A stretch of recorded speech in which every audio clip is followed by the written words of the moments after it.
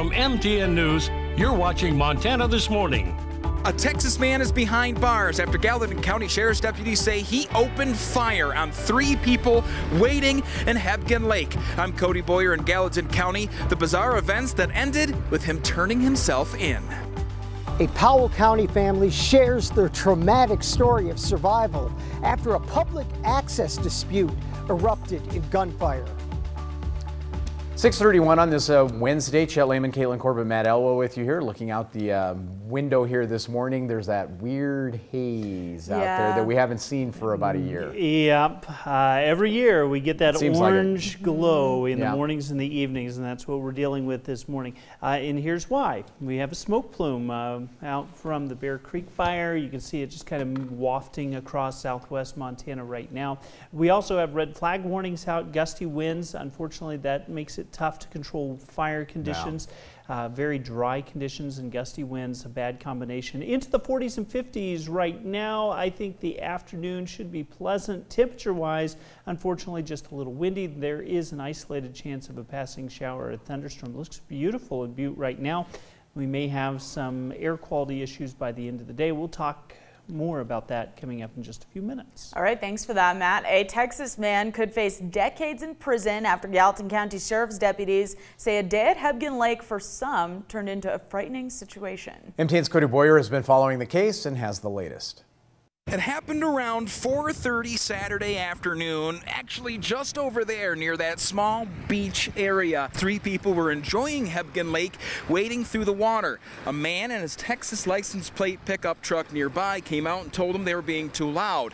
When they didn't leave, he came out again with a gun. There was emotions and anger involved, and then you add the weapon to it, and that's not a good mix. Brian Marks sat quietly in court 3 days after a scary situation here in the Lakes Whiskey Bay area. According to court documents, when Marks told the trio to leave, but they didn't, he went and got a gun, shooting around their feet. The first call was active shooter, and we trained to that. Court documents show the man continued firing as the 3 ran back towards their car, including one woman who got the car started and went for her phone to call 911. She threw the car in reverse, and that's when court documents show the man grabbed her from behind. The car reversed into another car nearby. Meanwhile, the man stole the woman's phone, then drove away. We had an incredible response. We had over 8 agencies, over 40 people, like in no time. While no one was hurt, the sheriff says the circumstances are enough to concern him. The randomness of it, the person not knowing the other people and just randomly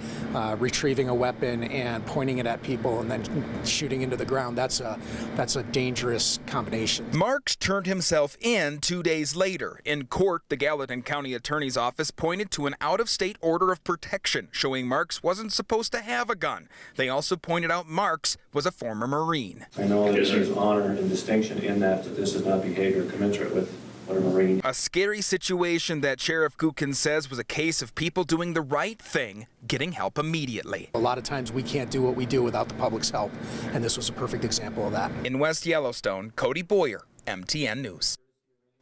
Now, Marcus is charged with 3 counts of assault with a weapon, 1 count of robbery. His bail set at $50,000. Meantime, in Butte, an argument over property access leads to a shooting incident and a teenage boy wounded. MTN's John Amy has all the details. A road access dispute in a remote part of Powell County last month quickly turned violent, as this cell phone video shows. He's got a gun, Mama. Mama, they got guns coming at us.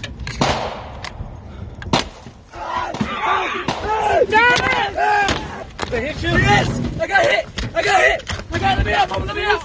A 16-year-old boy was shot in the shoulder the evening of July 24th while riding in a truck with his family on Outback Lane just north of Jens, Montana.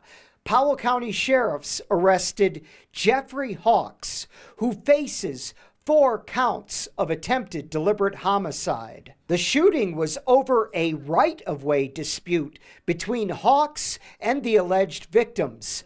Tabitha Mathis and her 3 sons say they are lucky to be alive. The family was using a road that runs through Hawks' property to get to their adjacent property the evening of the shooting. Hawks has been given a $150,000 bond, and the Mathis family is staying in Butte out of fear of his possible release from jail. It was an ambush. Like it came out of a... It was premeditated, and it was an ambush, and we are so mad at this low bond for 4 counts of, it's attempted murder is what it is. You can dress the words up all you want. Here's the Mathis truck they were in when the shooting occurred.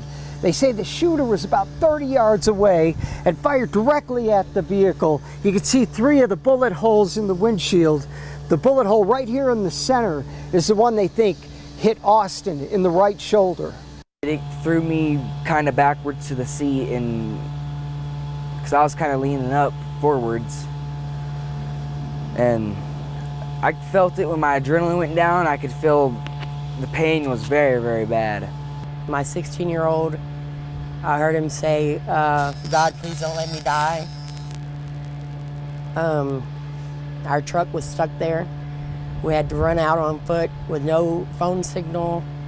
We had to run to a neighbor's house and ask them to call 911. Weeks after the shooting, the family is still traumatized. It makes you not want to trust people. Just scared, paranoid. When a loud noise happens, my son jumps. In Butte, John Amy, MTN News. 6:37 now. The Bear Creek fire near Dillon, the latest wildland blaze in the region this morning. Fire started around 10:30 in the morning on Tuesday, has doubled in size since first reports. As of last night, more than 200 acres is its listed size. Officials say the fire very active and they do not know what caused it yet. Smoke visible from Dillon and into Salmon, Idaho. The fire is on the Lemhi Pass on the Dillon Ranger District of the Beaverhead Deer Lodge National Forest. Also this morning, rangers in Grand Teton National Park say they rescued a climber who fell into a crevasse near Teton Glacier.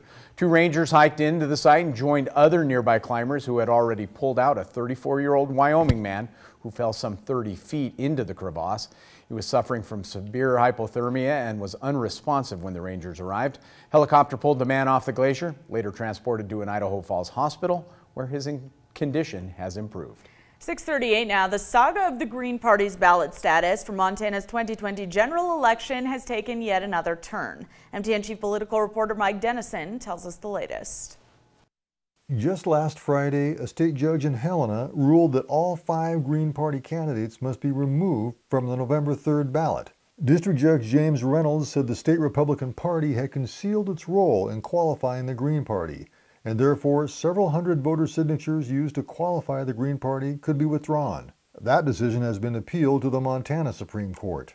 But on Tuesday, another lawsuit was filed by 2 Montana Green Party candidates and 2 Green Party voters. The suit filed in U.S. District Court in Helena essentially asks a federal judge to overrule Reynolds and order the Green Party candidates to remain on the ballot. The lawsuit says Reynolds' order unlawfully invalidated votes cast by nearly 800 Montanans in the June 3rd primary to nominate Green Party candidates. The Green Party candidates, if they appear on the ballot, are running for U.S. Senate, U.S. House, Governor, Attorney General, and a state Senate seat in Missoula. The Montana Democratic Party filed the original lawsuit in June that led to the state judge ordering Green Party candidates removed. Democrats said the state GOP conspired to qualify the Green Party in order to harm Democratic candidates in the general election. However this political tangle is sorted out, it must happen soon. The general election ballot must be certified for printing on August 20th, a week from Thursday. Reporting from Helena, Mike Dennison, MTN News. The state Supreme Court has ordered arguments on the case to be submitted by next Tuesday. Other headlines this morning, the state of Montana will be directing some $50 million in coronavirus relief funds towards maintaining and expanding child care and support for Montana's families. Grants will be available for organizations to ensure and build upon child care for school-age children during out-of-school time, and for families with special circumstances requiring in-home care, such as a child that has an underlying health condition like severe asthma or is immunocompromised. $8 million will also be given as supplemental payments to all licensed and registered child care facilities to maintain and expand child care slots. Child care grants and scholarships will be available on August 19th at covidreliefmt.gov. Payments to child care facilities will begin to be processed on September 1st. 6:40 now. We're going to take a break, but for some, thunderstorms can be exhilarating. For others, it can be dangerous. Coming up, we'll find out when a storm may trigger a life-threatening reaction in some older adults. First, though, here's a look ahead at what's happening on CBS This Morning at 7. Good morning. Ahead on CBS This Morning, Kamala Harris makes history as Joe Biden's running mate. We'll look at the senator's political career leading up to this moment. Plus, former Obama advisor Valerie Jarrett will join us to break down the significance of the ticket. Also, nursing homes have seen an alarming spike in new COVID cases. Hear from family members still frustrated with the care for their loved ones. And see how the coronavirus reunited two sisters who had not seen each other for more than 50 years. What a great picture. We'll see you all at 7.